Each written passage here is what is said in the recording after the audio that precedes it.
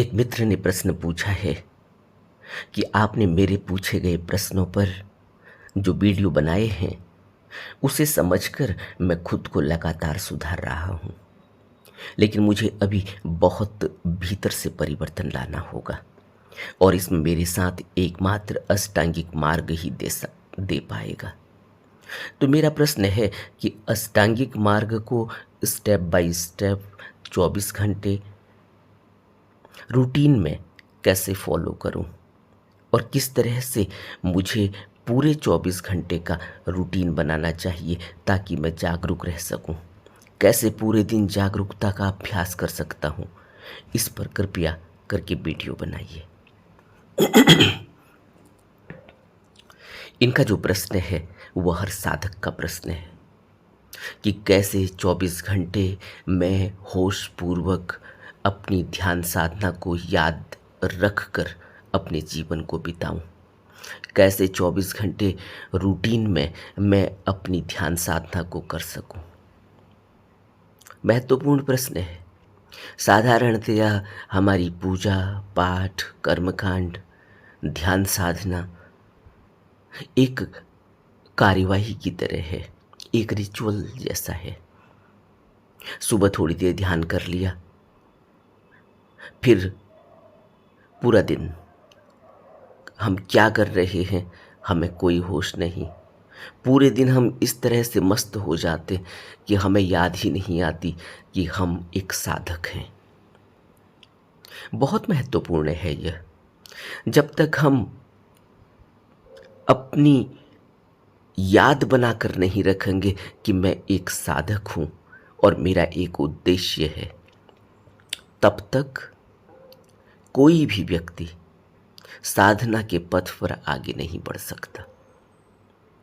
और जन्मों जन्मों से हम यही करते रहे हैं और आज भी जो भी हमारी उम्र हो चुकी है, अगर बचपन से लेकर जब से भी हमें होश आया है तब से लेकर आज के दिन तक अगर हम अपनी जीवन शैली को देखेंगे तो उसमें यह पाएंगे कि हम सिर्फ एक रिचुअल की तरह अपनी साधना को करते हैं और रिचुअल से कभी भी हम आगे नहीं बढ़ पाएंगे। क्यों? क्योंकि जो भी हम रूटीन में ध्यान साधना करते हैं या पूजा कर्मकांड करते हैं वह हमारा सिर्फ एक कार्यवाही की तरह है, एक आदतन करना है। उसमें हमारा कोई ध्यान बैठता नहीं, कोई ध्यान टिकता नहीं, बस करना है और इस वजह से हम उसमें प्रगति नहीं कर सकते। लेकिन अगर हम वाकई में साधक बनना चाहते हैं, जो इन मित्र ने प्रश्न पूछा है कि कैसे ऐसा हो कि मैं 24 घंटे एक रूटीन बनाऊं ताकि मैं जागरूक रह सकूं। और एक बात इनको समझ में आ गई है अब तक के प्रश्नों के उत्तर मिलने के बाद, और जो भी इनकी अब तक ध्यान यात्रा रही है, खोज रही है एक आध्यात्म की, उसमें अब तक का जो इनका अनुभव रहा है वो यही है कि अष्टांगिक मार्ग के अलावा कोई और सहारा नहीं बन सकता। आर्य अष्टांगिक मार्ग जीवन जीने की शैली सिखाता है। आर्य अष्टांगिक मार्ग ऐसा नहीं है कि बुद्ध ने आर्य अष्टांगिक मार्ग दिया। आर्य अष्टांगिक मार्ग पर बुद्ध ने बात की कि मध्य मार्ग में आर्य अष्टांगिक मार्ग के सहारे हम अपने उद्देश्य को पा सकते हैं। लेकिन बुद्ध से पहले भी आर्य अष्टांगिक मार्ग की बात हुई है, बुद्ध के बाद भी आर्य अष्टांगिक मार्ग की बात हुई है, क्योंकि मार्ग वही है। जीवन वैसे ही जीना होगा, आर्य अष्टांगिक मार्ग को जीवन में उतारना ही होगा। तो यह बात तो इनके समझ में आ गई है कि आर्य अष्टांगिक मार्ग ही सहारा बन सकता है। आर्य अष्टांगिक मार्ग को हमने पहले भी विस्तृत तरीके से खोल के समझाया है और आर्य अष्टांगिक मार्ग पर बुद्ध की ध्यान विधि पर इस चैनल में बहुत वीडियो बनी हुई हैं, उनकी अलग अलग प्लेलिस्ट हैं, और किसी भी वीडियो को, चाहे वो शॉर्ट फॉर्मेट में हो चाहे वो लॉन्ग फॉर्मेट में हो, आप उस वीडियो की डिस्क्रिप्शन को अगर खोलेंगे और उसको स्क्रॉल करेंगे नीचे की तरफ, तो सबसे अंत में सारी प्लेलिस्ट के लिंक लगे हुए हैं। जो भी प्लेलिस्ट आपको सुनने योग्य लगती है, जो भी आपको पसंद है, विपश्यना मेडिटेशन पर प्लेलिस्ट बनी हुई है, ब्रह्मचर्य पर प्लेलिस्ट बनी हुई है, बुद्ध के उपदेशों के अंश पर एक प्लेलिस्ट बनी हुई है बुद्ध के उपदेश के नाम से, ज़ेन स्टोरीज पे एक प्लेलिस्ट बनी हुई है, बुद्ध की धम्मपद गाथा पर एक प्लेलिस्ट बनी हुई है, बुद्ध के धम्मपद सूत्र पर प्लेलिस्ट बनी हुई है, और उसके अलावा शॉर्ट फॉर्मेट में एक पूरी प्लेलिस्ट बनी हुई है जिसमें 1000 से ऊपर वीडियो है। टोटल मिला के अभी तक इस चैनल में लगभग 2500 वीडियो होने वाली है। तो आप उनका फ़ायदा उठाइए और जो भी आपको अच्छा लगता है उसको सुनकर अपने जीवन को बदलने की कोशिश कीजिए। तो आर्य अष्टांगिक मार्ग को हम कैसे सिंप्लीफाई करते हैं और आर्य अष्टांगिक मार्ग में बुद्ध ने क्या कहा। बुद्ध आर्य अष्टांगिक मार्ग से पहले हमें इस बात को सतिपट्ठान सुत्त में स्पष्ट कर देना चाहते हैं कि सबसे पहले तो यह समझना चाहिए अपने जीवन के बारे में कि जिस जीवन को हम जी रहे हैं, यानी जो हमें जीवन मिला है, इस जीवन में दुख के सिवाय कुछ भी नहीं है। दुख तो हमें मिलना ही है, चाहे हम सुख की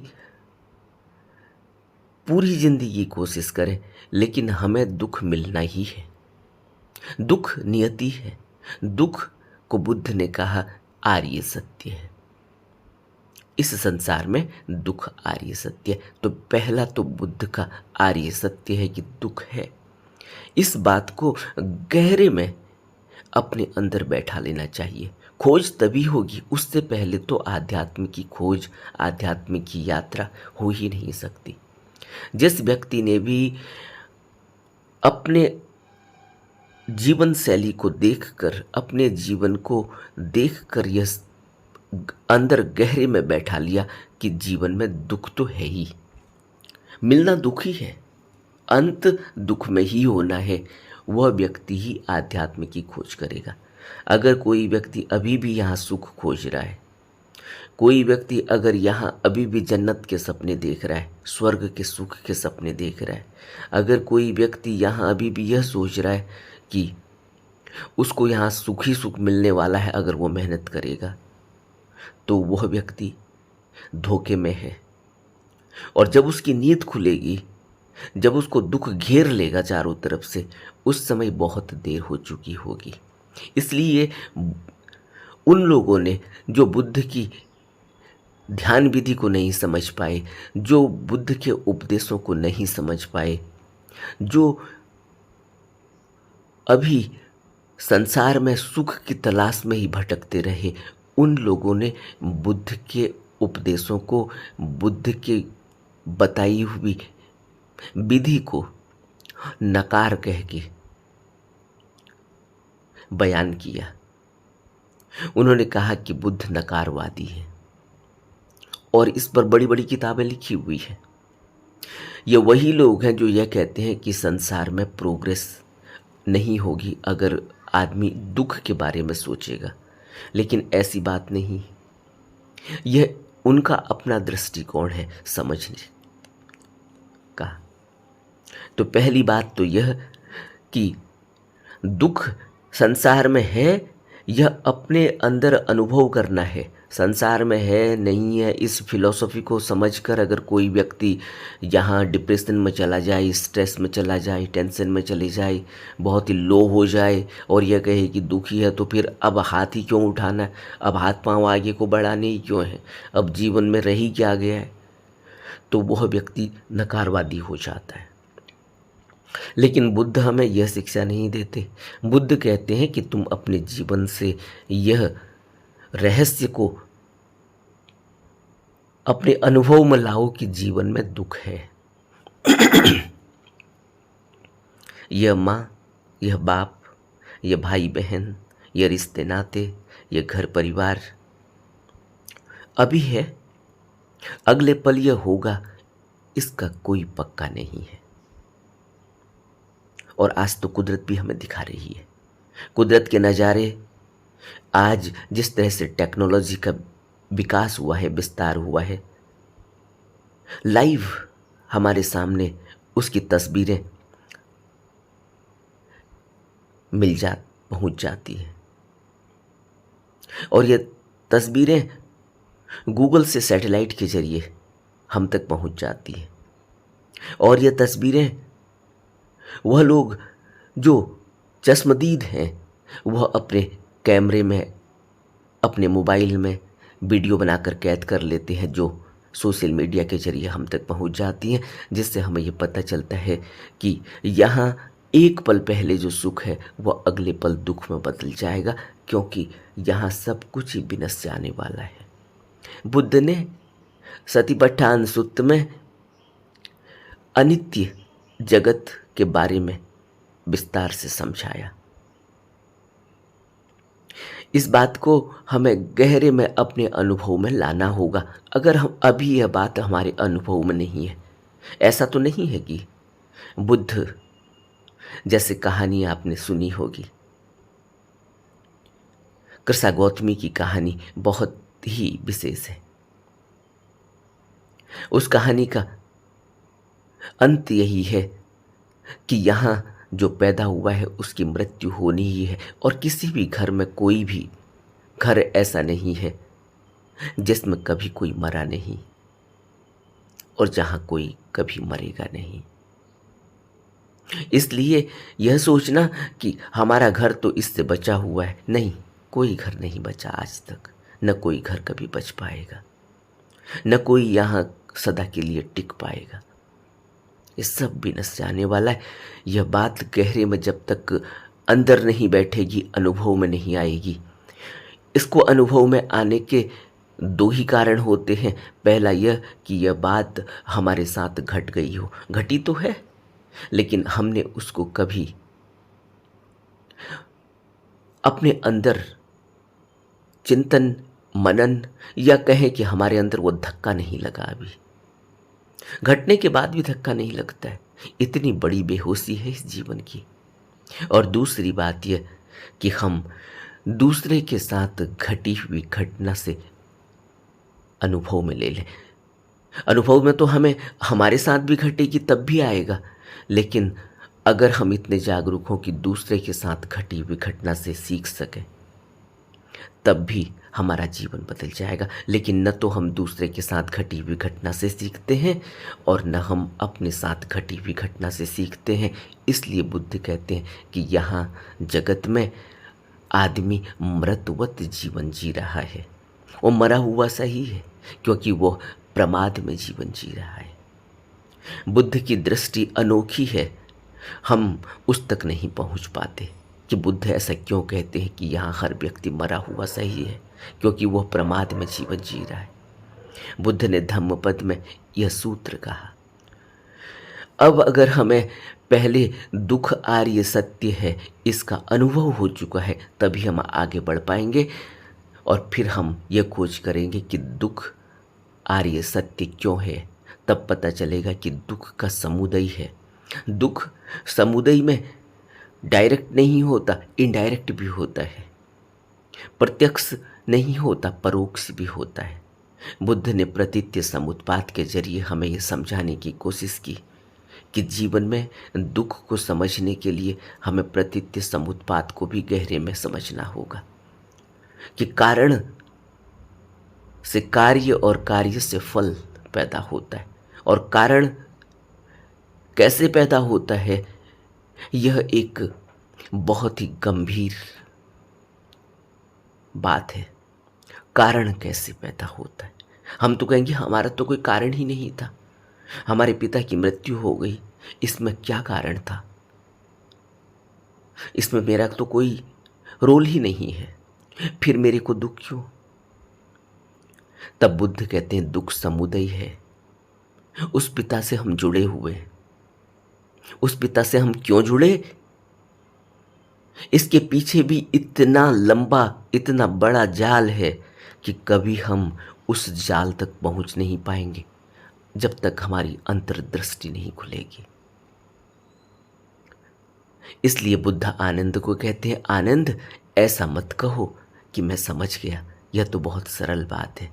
प्रतीत्य समुत्पाद के कारण से कार्य और कार्य से फल पैदा होता है। यह बहुत जटिल है। बुद्ध आनंद से कहते हैं यह बहुत जटिल है आनंद, ऐसा मत कहो। जब दुख समुदय का एहसास भी होने लगे तो तीसरी बात है कि दुख का निरोध भी हो सकता है। बुद्ध ने हमें सांत्वना दी है, बुद्ध ने हमें ढाढ़स बधाया है, बुद्ध ने हमें आत्मबल दिया है, आत्मबल जगाया है। हमारे अंदर एक विल पावर क्रिएट की है कि दुख का निरोध हो सकता है, दुख समाप्त हो सकता है। तब बुद्ध ने चौथी बात कही, वो दुख समाप्त हो सकता है दुख निरोध गामिनी प्रतिपदा से, और वह है आर्य अष्टांगिक मार्ग। इस आर्य अष्टांगिक मार्ग के बारे में बुद्ध से पहले के बुद्धों ने भी बात कही, बुद्ध के बाद भी बुद्धों ने बात कही, क्योंकि आर्य अष्टांगिक मार्ग के अलावा दुख निरोध किसी और बात से हो ही नहीं सकता। ऐसा क्यों मैं कह रहा हूँ? ऐसा क्या बुद्ध दावा करते हैं? तो फिर जो बुद्ध को नहीं मानते, क्या वो आर्य अष्टांगिक मार्ग को नहीं मानेंगे? तो एक छोटी सी बात से मैं आपको स्पष्ट करता हूँ कि बुद्ध कहते हैं कि आर्य अष्टांगिक मार्ग के जो 8 अंग हैं उसमें एक अंग है सम्यक आजीविका, सम्यक वाक, सम्यक कर्मांत। यह 3 को अगर हम थोड़ा सा इन पर विचार करेंगे तो हमें यह लगेगा कि बिना इसके तो जीवन में कोई प्रगति की आशा की ही नहीं जा सकती, आध्यात्मिक प्रगति की। और बिना इसके जीवन में कभी होश जग ही नहीं सकता, और बिना इसके हम कभी इस दुख सुख के बवंडर से बाहर निकल ही नहीं सकते। क्यों मैं ऐसा कह रहा हूं? सम्यक कर्मांत बुद्ध ने कहा, या आर्य अष्टांगिक मार्ग में हमें बताया। सम्यक कर्मांत का क्या अर्थ होता है? सम्यक कर्मांत का अर्थ होता है वह कर्म जो पूरा पूरा किया जाए, वह कर्म जिसका फल लोकहित के लिए हो, और वह कर्म जिससे किसी को कोई दुख न पहुंचे, वह कर्म जिस कर्म के बाद कोई ऐसी रेख न छूटे कि उसका हमें फिर खामियाजा भुगतना पड़े। बड़ी गंभीर बात है यह। और मैंने इसलिए आर्य अष्टांगिक मार्ग में सिर्फ सम्यक कर्मांत को आपसे कह रहा हूं, क्योंकि सम्यक कर्मांत को बुद्ध से पहले के बुद्धों ने और सभी मजहब से पहले जो जिनकी नींव पर मजहब बने हैं, यानी जो भी बुद्ध पुरुष आए, जिनके अनुयायियों ने बाद में मजहब, उनके तौर तरीके, कर्मकांड यह स्वीकारे और उनको एक अलग पहचान दी, उन सभी बुद्धों ने भी सम्यक कर्मांत का ही हवाला दिया है। बिना अच्छे कर्म के, बिना लोकहित में किए हुए कर्म से, बिना उन कर्मों के जिन कर्मों से हमारे अंदर सुख पैदा होता है, उन कर्मों से जिनका अंत सुख में ही होता है, जिनका अंत दुख में नहीं होता, उन कर्मों से जिनका प्रभाव दूसरे पर सुख ही पड़ता है, दुख नहीं पड़ता, उन कर्मों से जो कभी स्वार्थवश नहीं किए जाते, जिनका मुख्य उद्देश्य लोकहित है, जिनका मुख्य उद्देश्य पुण्य है। पुण्य जब हम कहते हैं तो हमें लगता है कि पुण्य कमा लो ताकि बाद में कुछ मिलेगा, यह पुण्य नहीं है। अगर वहाँ स्वार्थ है कि पुण्य वाला कर्म करना है कि किसी को खाना खिला दिया तो कहीं कोई हमें भी खिलाएगा, तो यह पुण्य नहीं है, यह तो फिर एक बिजनेस हो गया। फिर तो यह एक व्यापार सा हो गया कि मैंने उसको खिलाया है तो मुझे भी कोई खिलाएगा। वो नहीं खिलाई चाहे भला, हो सकता है वो भी खिलाए, उसको भी खिलाना चाहिए, लेकिन अगर वो नहीं खिला पाया तो फिर कोई और हमें भी खिलाएगा, यानी भगवान किसी और को भेजेगा जो हमें भी खिलाएगा। हमारी जो यह धारणा है, इस धारणा का पुण्य से कोई मतलब नहीं है। पुण्य बुद्ध इसको नहीं कहते। जब बुद्ध कुशल कर्म कहते हैं या पुण्य कर्म कहते हैं तो वह पुण्य कर्म ऐसे नहीं है जहाँ स्वार्थ छिपा हुआ है। हमारी परिभाषाएं इस तरह से बदल गई हैं क्योंकि हमारा हर जगह स्वार्थ है। लेकिन सम्यक कर्मांत या बुद्ध जब पुण्य कर्मों की बात करते हैं, कोई भी बुद्ध पुरुष, तो वह पुण्य कर्म किसी स्वार्थवश या किसी व्यापारवश नहीं है। तो आर्य अष्टांगिक मार्ग में मैंने सिर्फ एक उदाहरण दिया सम्यक कर्मांत का, कि यह सम्यक कर्मांत जो उसको आर्य अष्टांगिक मार्ग में रखा गया है, यह सम्यक कर्मांत यानी कर्मा फिलॉसफी या कर्मा की बात तो अनंत समय से, जब से भी यह जीवन इस सृष्टि पर चल रहा है तभी से बुद्धों ने कही है कि कर्म और फल का नियम अटल है और इसी में मनुष्य उलझता है और इसी में उसका भवबंधन बनता है और इसी में वो बार बार जन्म मरण का कारण बनता है और उसका यह दुख का भव चक्र मिटता नहीं, वो इस दुख सुख से बाहर निकलता नहीं।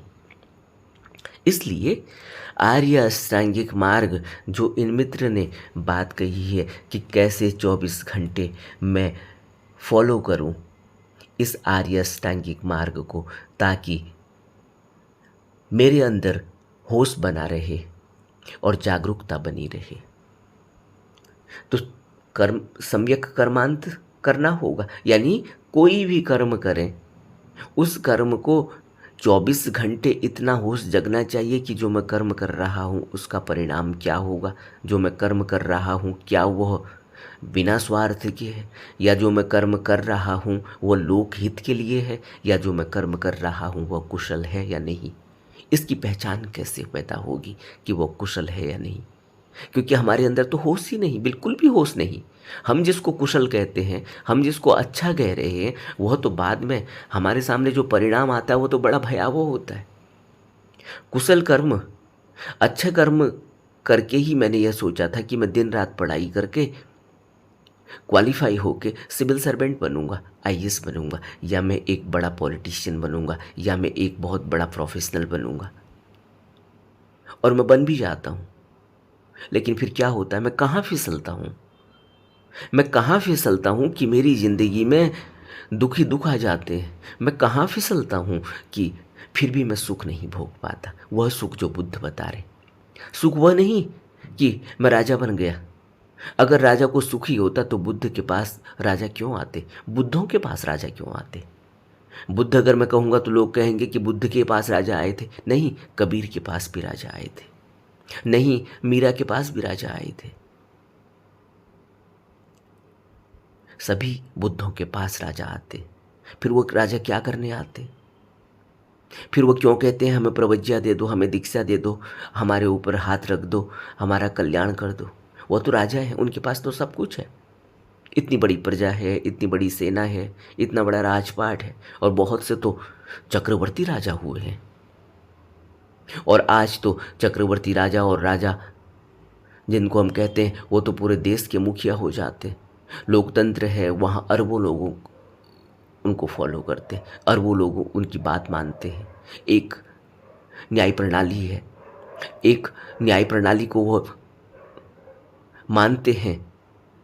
एक संविधान को, संविधान में किन चीज़ों को रखना है, किस तरह से प्रजा का भला किया जा सकता है, उस पर वो संविधान बनाते हैं। आज तो इतना बड़ा सिस्टम चलता है, और यह सिस्टम बुद्ध के समय भी चलता था। बुद्ध ने भी इसी तरह से न्याय प्रणाली और इसी तरह से प्रजातंत्र, लोकतंत्र की बात कही है, और इस तरह से संघ का निर्माण किया। उसमें भी इसी तरह की लोकतंत्र व्यवस्था चलती थी। तो कहने का अर्थ मेरा यह है कि वह सभी भी जो इतने पावरफुल लोग हो जाते हैं, वह भी तो बुद्धों के अनुयायी होते हैं, जबकि बुद्धों के पास तो कुछ भी नहीं होता।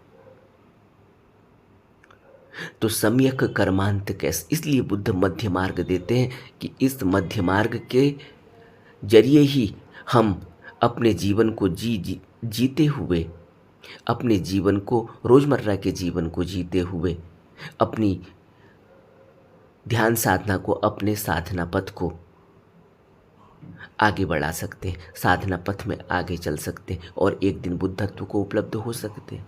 बुद्ध ने हमें यह करके दिखाया, और बुद्ध के बाद जो बुद्ध हुए हैं, नानक हैं, कबीर हैं, पलटू हैं, जिन जिन की भी हम बात करते हैं, बुद्धों की एक बहुत बड़ी श्रृंखला है।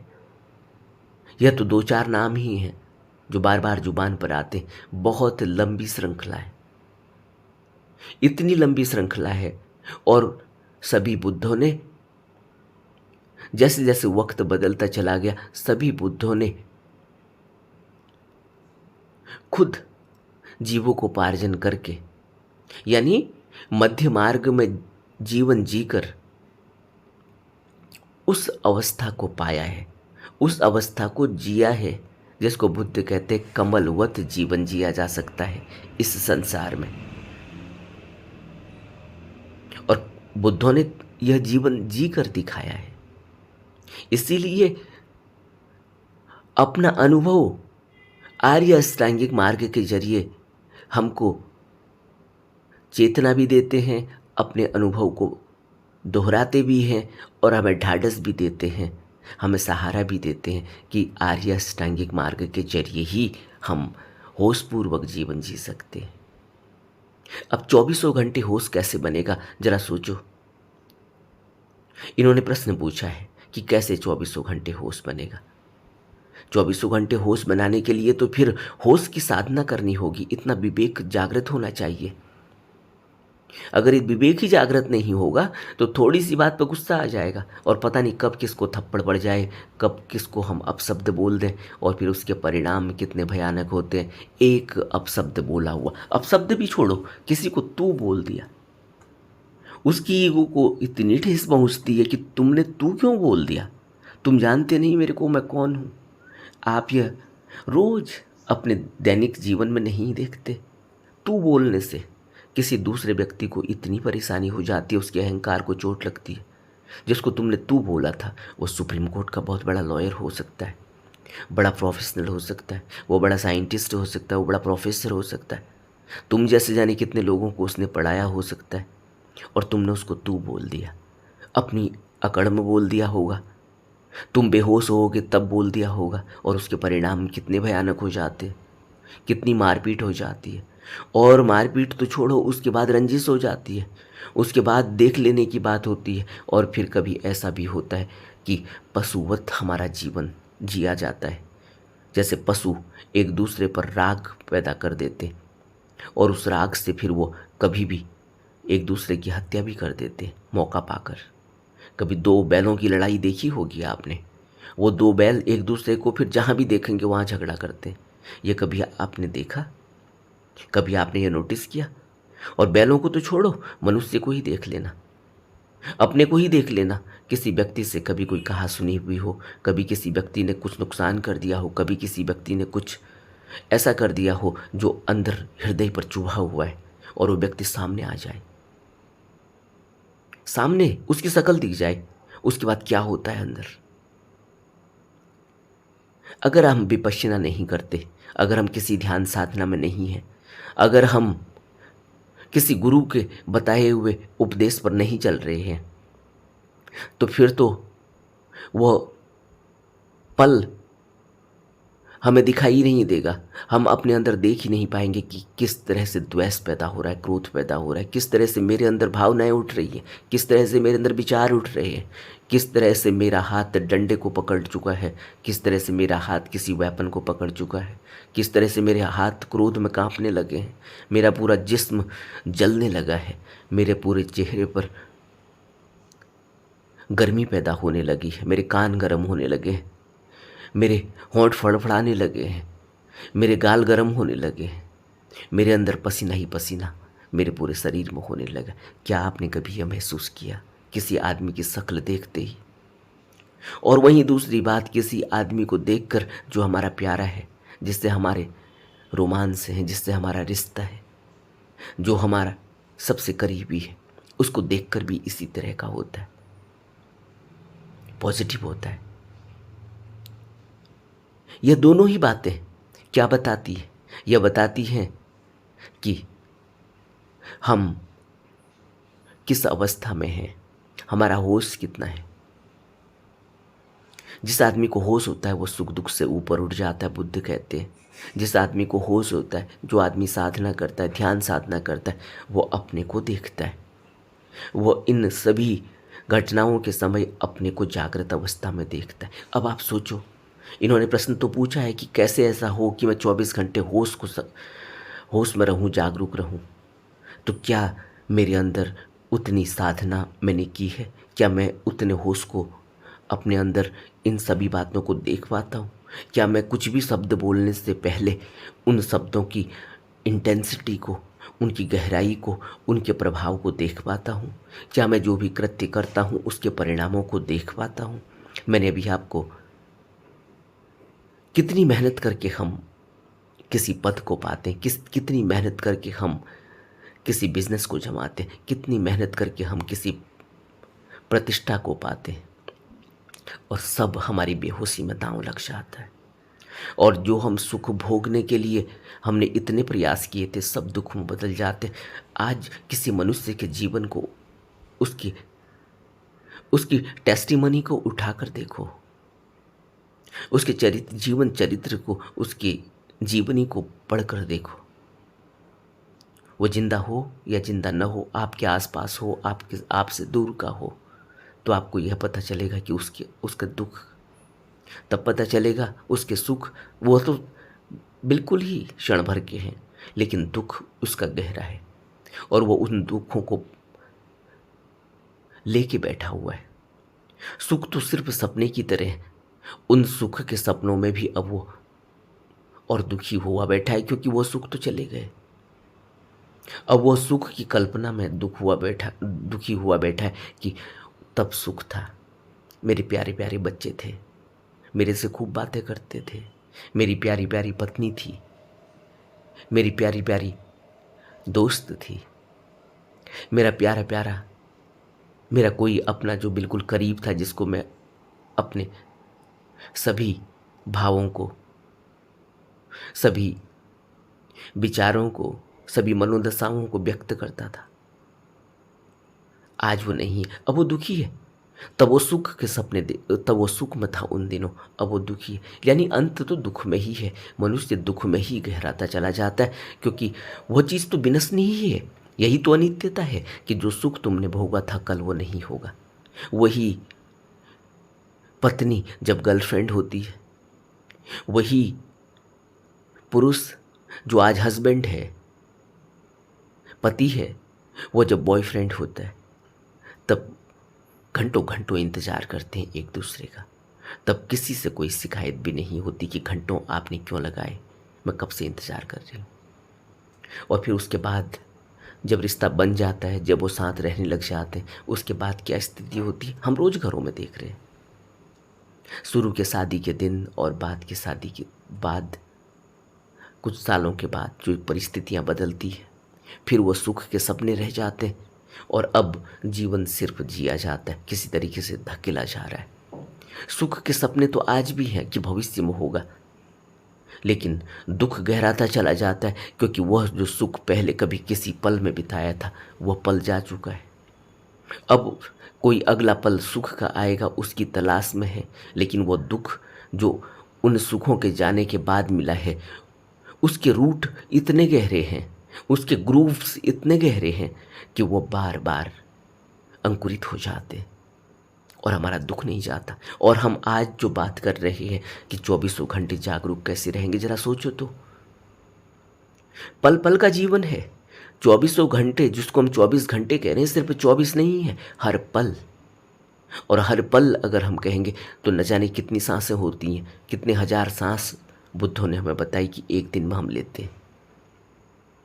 और हर पल, पल का मतलब है कि पलक झपकना, इस पलक झपकने में जागरूकता बनी रहे। सोचते हो इसके पीछे कितना बड़ा आध्यात्म छिपा है, इसके पीछे कितनी बड़ी साधना छिपी है, तब यह प्रकट होता है।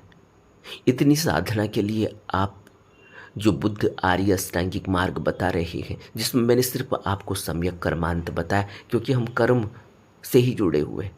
हर पल हम कर्म ही करते हैं, चाहे सोच विचार के हम कर्म कर रहे हो, चाहे हम शरीर से कर्म कर रहे हैं। बुद्ध कहते हैं मनसा वाचा कर्मणा, मन से भी होता है, वचन से भी होता है और शरीर से भी होता है।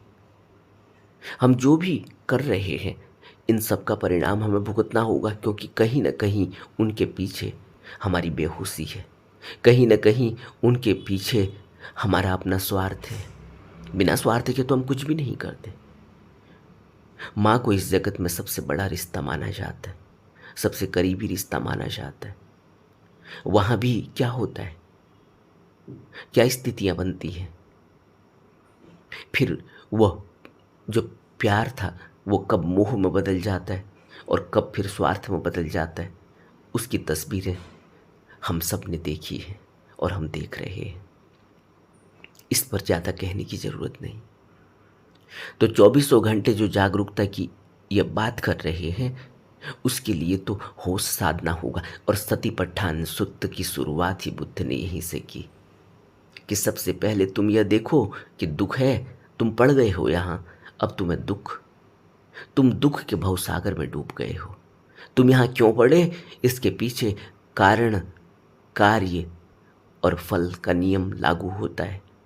तुम यहाँ पहली बार नहीं आए हो, कारण कार्य और फल तो यहाँ है ही, और तुम जहाँ पड़ चुके हो अपने कारण कार्य और फल के अनुसार ही पड़े हो।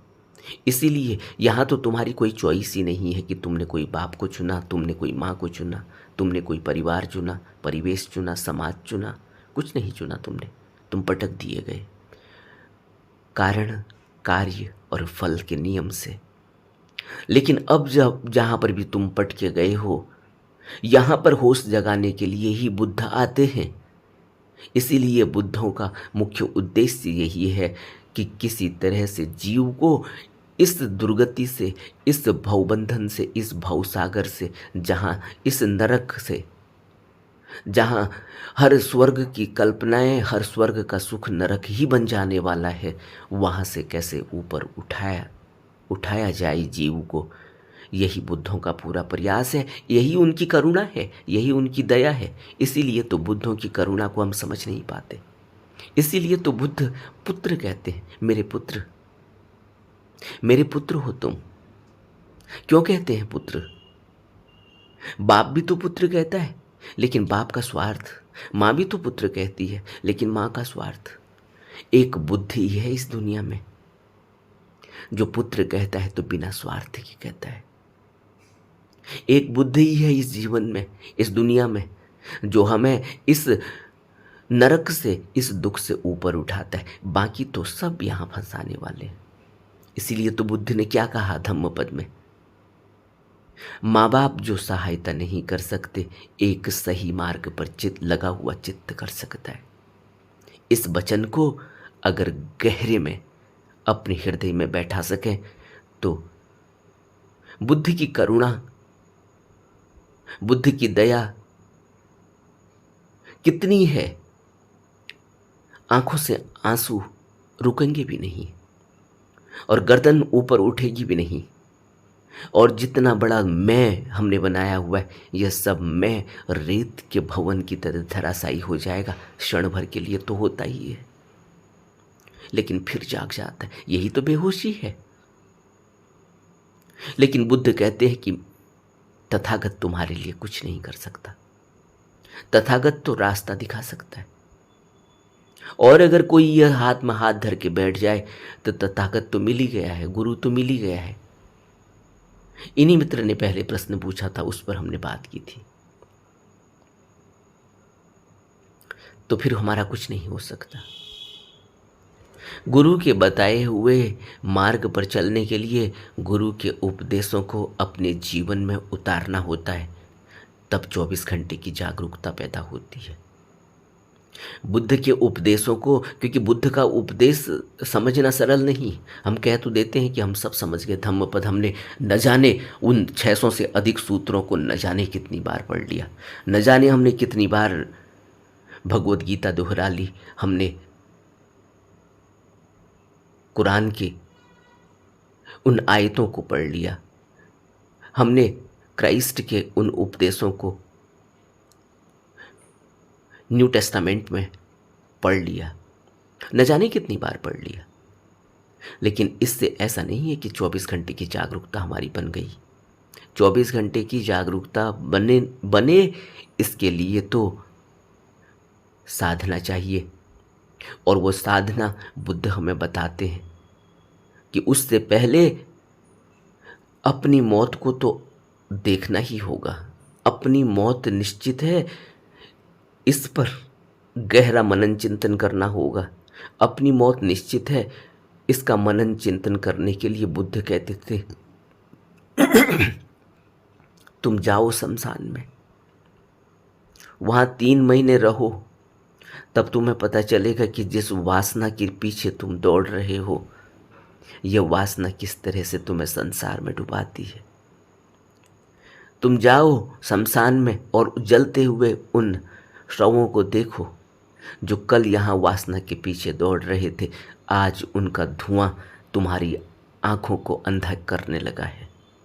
आज उनका धुआं और उनकी वह शरीर के जलने की बदबू हमें पल भर के लिए भी वहाँ टिकने नहीं देती, और वो धुआं हमारी आंखों को अंधा करने लगा है।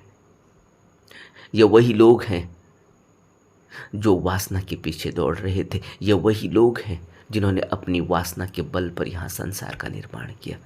बुद्ध कहते हैं जाओ 3 महीने देखो शमशान में, कल तुम जो वासना के पीछे भाग रहे हो, आज जो तुम यहाँ कुछ भी कर्म कर रहे हो, आर्य अष्टांगिक मार्ग में सम्यक कर्मांत कहा और तुम असम्यक कर्मांत कर रहे हो।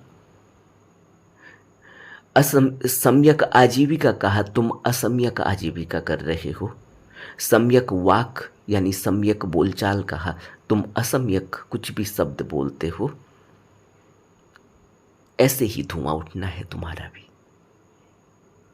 और कौन बचाएगा तब? फिर पटक दिए जाओगे, और जब पटक दिए जाओगे तो फिर निहत्ते असहाय अवस्था में ही पटके जाओगे। कारण कार्य और फल का नियम लागू हो जाएगा। वो तटस्थ है, वो तटस्थ है। और फिर कौन होगा बचाने वाला? और इतनी बड़ी बेहोशी है कि पटक दिए जाने के बाद भी यह स्वर्ग ही लगता है। फिर वासना दौड़ाती है, फिर वह शरीर का स्पर्श दौड़ाता है, फिर वह मोह माँ के प्रति बाप के प्रति दौड़ाता है।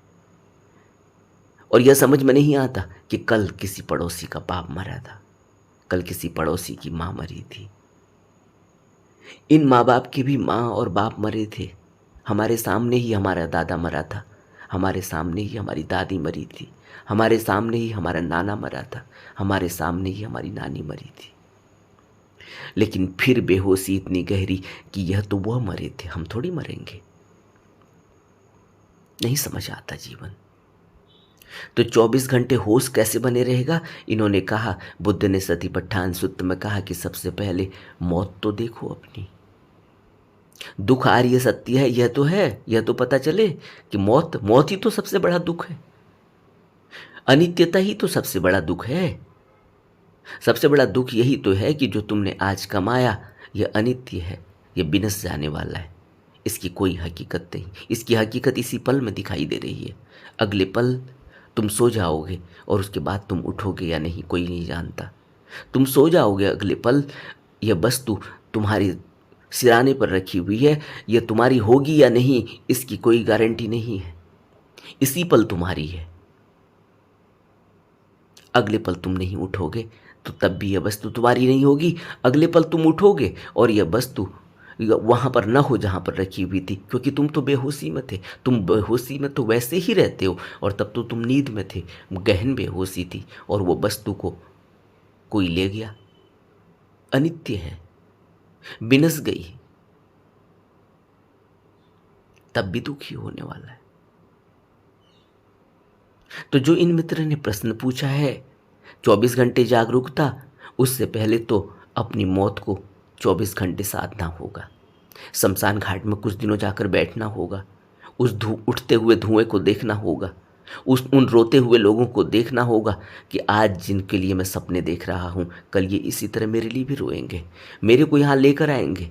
आज मेरे शरीर से जो इतना लिपट लिपट कर प्यार करता है, कल मेरे इस शरीर से उसको बदबू आएगी, कल इस शरीर में उसे भूत दिखाई देगा, कल वो कहेगा कि चलो जल्दी करो, जल्दी इसे बांधो, जल्दी इसे इस घर से निकालो बाहर, यहाँ भूत है। ये डराएगा लोगों को, जल्दी से करो ये सड़ जाएगा। और जल्दी जल्दी करके वो रोते बिलखते लोग शमशान में जाकर आग लगाकर या जमीन में दफनाकर इतनी तेजी से वहां से भागेंगे और फिर घर आके नया सपना देखेंगे। हमारा जीवन भी इसी तरह का है। हम भी तो जाते हैं शमशान घाट में, लेकिन कुछ सीख कर थोड़ी आते हैं। और बुद्ध तो अपने भिक्षुओं को कहते, जाओ मेरे पुत्रों, तुम कुलपुत्र हो।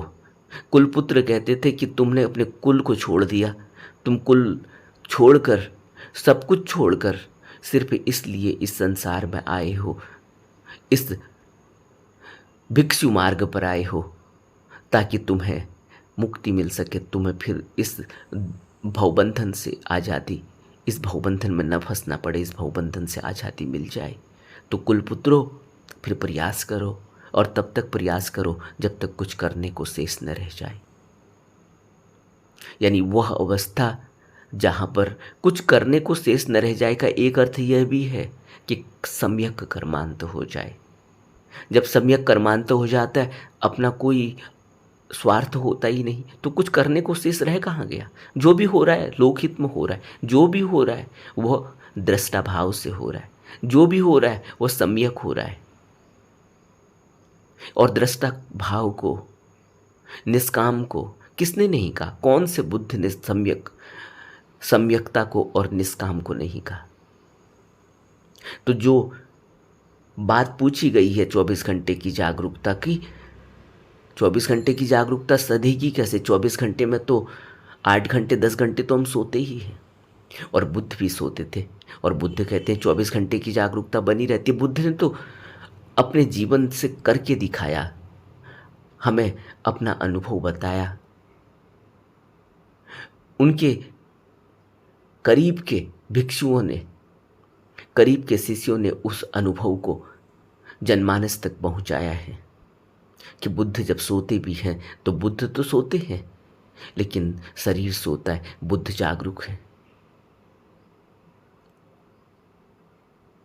और सिर्फ बुद्ध ने ही नहीं, न जाने बुद्ध के बाद कितने बुद्धों ने उन अनुभवों को हमारे सामने रखा।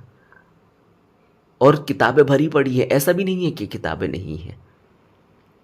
सिर्फ बुद्ध की ऊपर ही किताब है, किताबें भरी पड़ी है। आज वर्तमान में भी जो बुद्ध हैं उनके बारे में भी किताबें हैं, लेकिन हमें बुद्ध दिखता कहाँ है? क्योंकि हमारी जब हम अपने को ही नहीं देख पा रहे, अपने हम सबसे करीब हैं, अपने को नहीं देख पाते, तो हम दूसरे को जो सामने है उसको देख कैसे पाएंगे? बोलने से पहले, समझने से पहले बुद्धि इतनी तेजी से काम कर जाती है कि हम क्या कमेंट लिख देते हैं, क्या शब्द इस्तेमाल कर देते हैं, हमें पता ही नहीं चलता। बड़ी दया आती है, बड़ी दया आती है जब कोई लिखता है ना, तो दया आती है, उसके ऊपर दया आती है कि वो व्यक्ति समझ ही नहीं पा रहा है, उसके ऊपर इतनी करुणा आती है, जो वो लिख रहा है उससे ही उसके बारे में सब कुछ पता चल रहा है कि उसको अभी कुछ भी समझ नहीं आया, और वो ये लिख रहा है जो उसको थोड़ा सा विचार करना चाहिए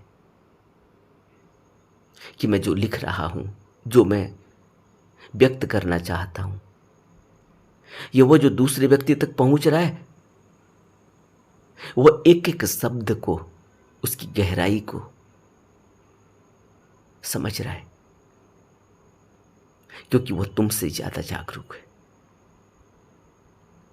उसकी जागरूकता का प्रमाण है और तुम्हारी जागरूकता का भी प्रमाण है कि तुम कितने जागरूक हो, तुम्हारे शब्द बताते हैं। इसलिए बेहतर है कि थोड़ा सा रुका जाए, इसलिए बेहतर है कि थोड़ा और गहरे में डुबकी लगाई जाए, इसलिए बेहतर है कि थोड़ी और साधना की जाए, इसलिए बेहतर है कि थोड़ा और अपनी तरफ देखा जाए।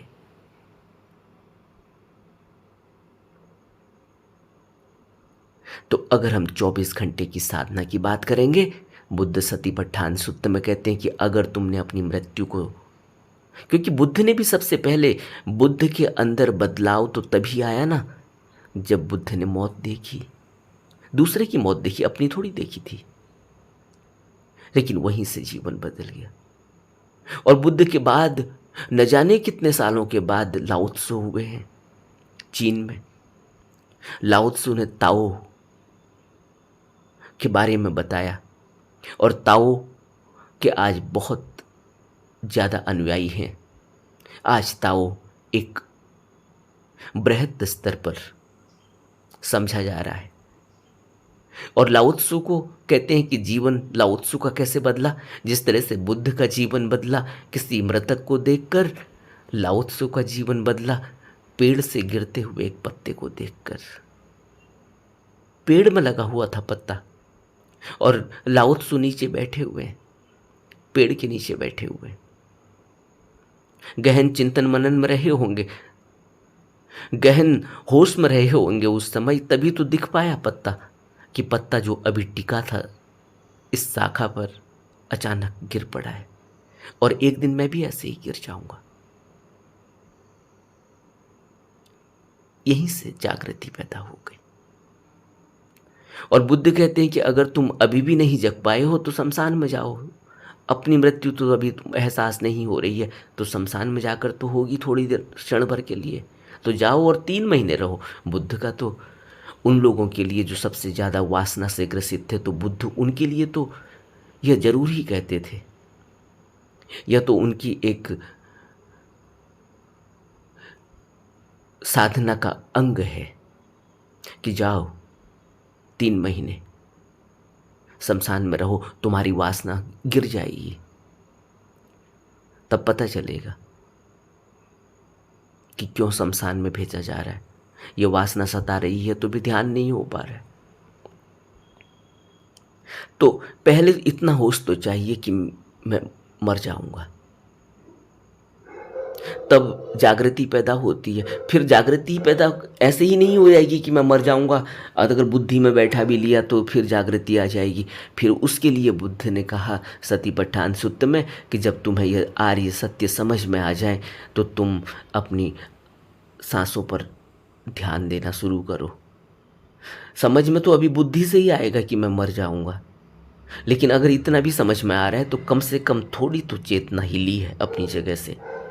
तो फिर सबसे पहले शुरुआत करो सांस से, क्योंकि तुम सांस से ही जुड़े हुए हो। अगर सांस नहीं आएगी तो फिर यह शरीर गिर जाएगा ज़मीन में। तुम अगर अभी जुड़े हो तो सांस से जुड़े हो, लेकिन ये सांस कहाँ से आती है कहाँ से नहीं आती इसका तो अभी हमें कुछ पता नहीं है। अभी तो हमें सिर्फ इतना पता है कि अगर सांस नहीं आएगी तो हम मर जाएंगे। तो फिर सांस से तुम बिल्कुल जीवंत अगर तुम हो तो सांस की वजह से हो। तो बेहतर यही है कि तुम अपनी सांस को ही देखना शुरू करो, यहीं से तुम्हारे अंदर होश पैदा होगा। तो शुरुआत यहीं से करनी है। फिर अब होश कब पैदा होगा, उसके लिए कितना वक्त लगेगा, वह तो जैसे मैंने कहा कि कार्य कारण, कारण कार्य और फल पुरानी बात है, आज नहीं। आज एक छोटे से बच्चे को कहो 5 साल के बच्चे को अगर कहो कि चलो तुम अपनी सांस को देखो, तो हम कहेंगे कि उसका तो जीवन 5 साल का ही है, फिर वो तो जल्दी से ही जागरूक हो सकता है। लेकिन बुद्ध कहते हैं कि कारण कार्य और फल तुम्हारे संस्कारों का हिस्सा है, जिसकी वजह से तुम इस भवबंधन में पटक दिए गए हो। आज तुम 5 साल का बच्चा देख रहे हो, 5 साल का नहीं है यह। इसकी यात्रा तो अनंत जन्मों की है। इसके पीछे तो न जाने कितने ढेर लगे हुए हैं इसकी करनी के। और वह संस्कार इसको फिर धक्का मारते हैं, ये उसी तरफ जाकर गिरता है। वो धक्का ही तो लगा था जिस माँ बाप के जरिए ये पैदा हुआ, वो धक्का था उस संस्कार का। नहीं तो फिर यह यहीं क्यों पैदा हुआ, कहीं और होना चाहिए था, इसकी चॉइस होनी चाहिए थी। तो आज अगर अब हमने शुरुआत करनी है 24 घंटे जागरूक रहने की, तो सबसे पहले तो इतना चिंतन पैदा हो जाना चाहिए कि मर तो जाऊंगा ही, तो फिर ध्यान करना चाहिए। क्योंकि बुद्ध ने भी जब यह बात उनके अंदर बैठी है कि मर तो जाऊंगा ही, फिर ध्यान करना चाहिए। क्या है मृतक मौत के बाद, उसको जानना जरूरी है। तो फिर यह बेहतर है कि फिर यहीं उसी को जानने के लिए ही शुरुआत की जाए। तो फिर यहाँ से बुद्ध ने शुरुआत की, और यही अगर हमारे अंदर पैदा हो जाता है तो फिर हम भी शुरुआत कर सकते हैं। और बुद्ध को तो घर छोड़ना पड़ा, गुरु के पास जाना पड़ा, तब बुद्ध को वह अंदर की स्थितियों का पता चला, अभ्यास गहरा हुआ। लेकिन बुद्ध ने तो हमें वह अभ्यास बता दिया कि तुम अपनी आती जाती सांस को देखो, इसी से तुम जुड़े हुए हो, तुम्हारे जीवन और मौत के बीच में यही है। लेकिन तुम इसको सिर्फ देखो, देखने से ही तुम्हारे अंदर होश की जागृति होने लगेगी। अब कितनी होगी, किसकी कब होगी, किसको कितना वक्त लगेगा, वह संस्कारों पर डिपेंड करता है। उसी से तो विचार उठ रहे हैं। सोचो ना, कैसे संस्कारों से विचार उठ रहे हैं। अब यह प्रश्न पैदा हो जाएगा। यहाँ तो जो भी वाक्य कहा जाए उसी पर प्रश्न है। संस्कारों से विचार इसलिए उठता है जैसे तुमने किसी को कोई अपशब्द कहा है और उसने ये कह दिया कि मैं तुम्हें देख लूँगा, तुम आओ दोबारा इस रास्ते से आना, फिर मैं तुम्हें बताऊँगा। यह बात तुम्हारे अंदर इतनी बैठ जाएगी कि तुम अब सुबह से लेकर शाम तक यही विचार करते रहोगे कि वो रास्ता तो मेरा वही है, उसने कहा है कि मैं देख लूँगा, तो वो तो वहीं खड़ा होगा जब भी मैं जाऊँगा। अब यह डर, यह विचार इतनी बार उठेगा, इसके साथ न जाने कितने विचार उठेंगे कि वो कितने लोगों के साथ वहाँ खड़ा होगा, वो मुझे किस तरह से मारेगा, मैं क्या करूँ क्या नहीं करूँ, मैंने उसको अपशब्द क्यों बोला होगा, यह भी पश्चाताप होगा। फिर यह भी एक दलील आएगी कि नहीं तुमने सही कहा था। और यह बातें इतनी घूमेंगी। ये क्या था, संस्कार क्या था, यह शुरुआत कहाँ से हुई थी, तुमने अपशब्द बोला था।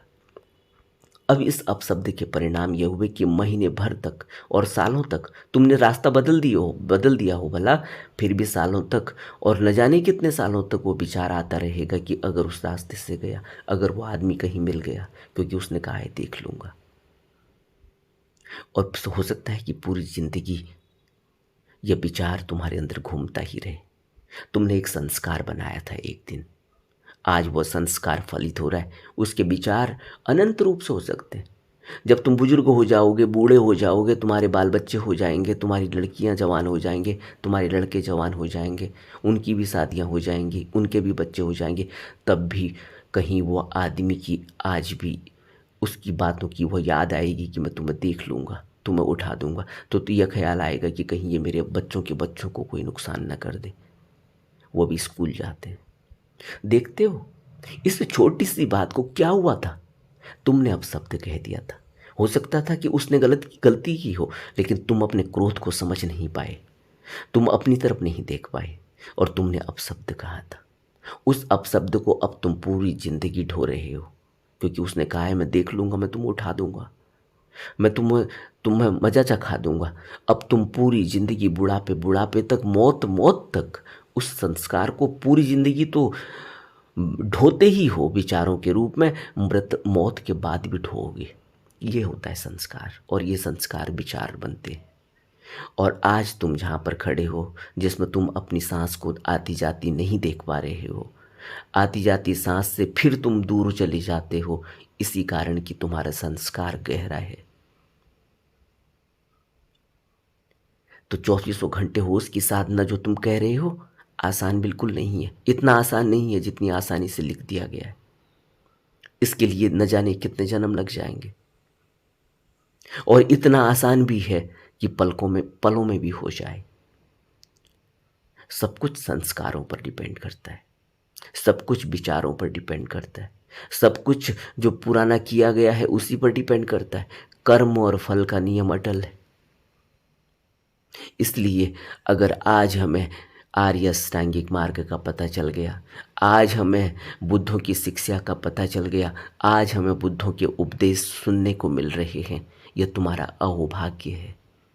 बजाय इसके कि कमेंट में कुछ भी लिख देना, यह तुम्हारी मूर्खता, यह तुम्हारे अनाड़ीपन, यह तुम्हारी अज्ञानता और यह तुम्हारी मानसिक विक्षिप्तता को ही बताता है।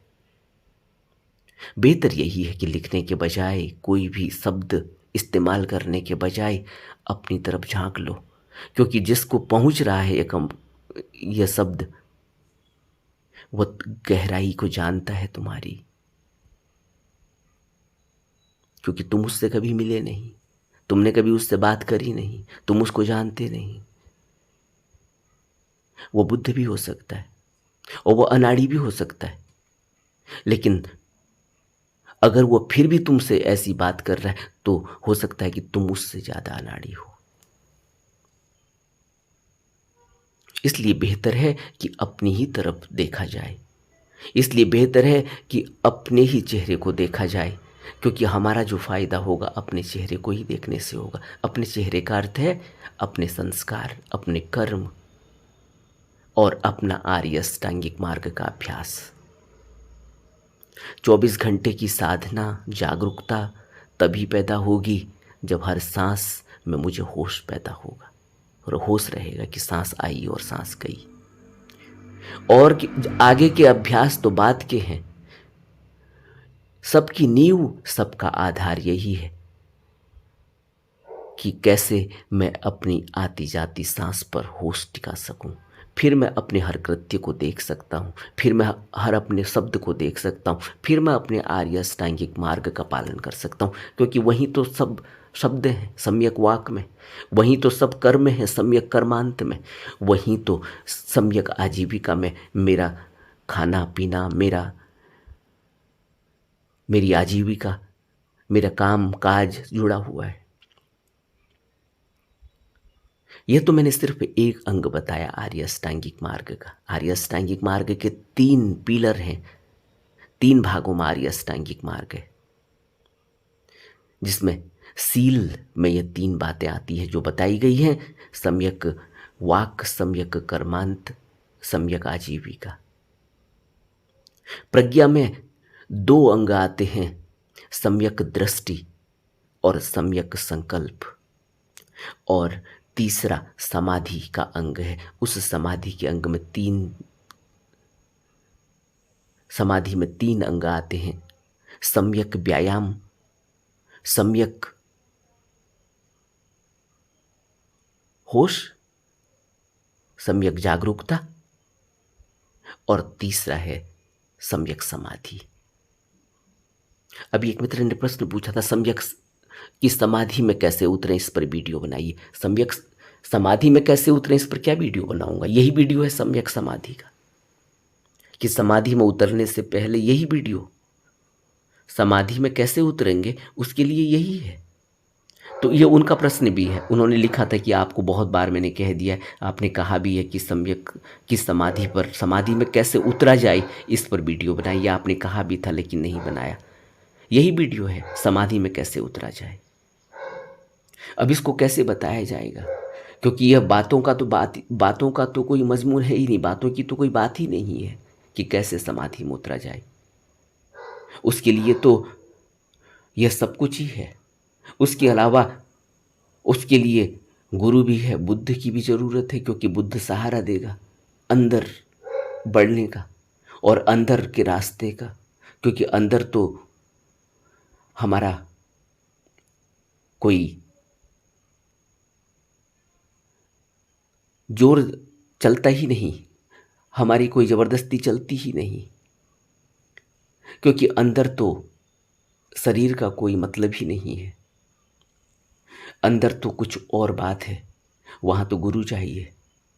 इसीलिए तो बुद्ध कह रहे हैं अब तुम्हें गुरु खोजने की ज़रूरत नहीं है मेरे जाने के बाद।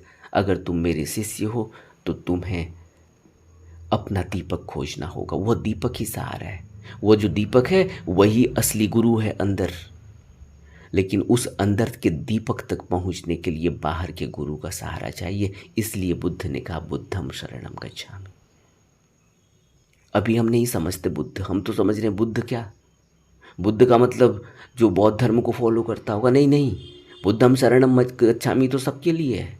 आप बौद्ध मानते हो नहीं मानते हो, आप हिंदू हो, आप मुस्लिम हो, आप सिख हो, ईसाई हो, कोई भी हो, गुरु चाहिए ही।